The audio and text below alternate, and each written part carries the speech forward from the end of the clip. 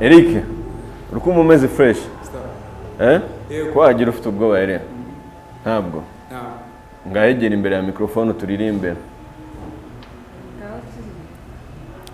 Uhagarare witegereza agakiza nkuzaniye, ndamburiye ukuboko k'uburinzi kuri wowe, dore nkugize urutare nzubakaho inzu yanje.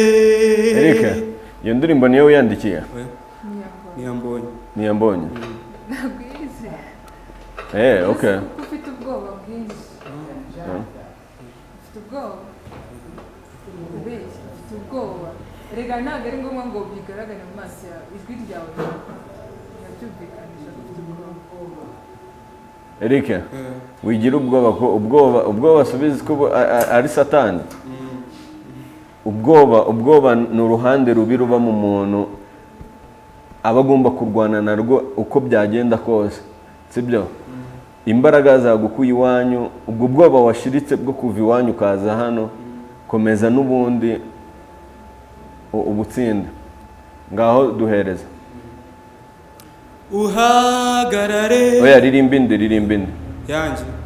Nta kibazo. Niyo yaba ari undi muntu ubikore neza. Nta kibazo.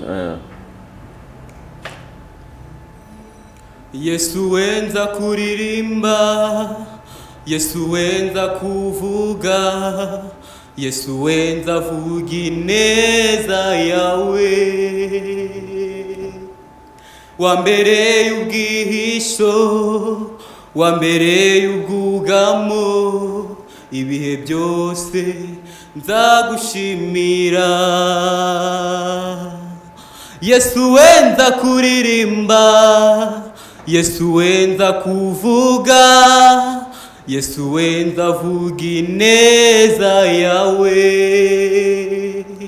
wambereye ubwihisho, wambereye ubwugamo. Eric, urakoze cyane. Urakoze. Turaza kubana na nyuma y'irushanwa.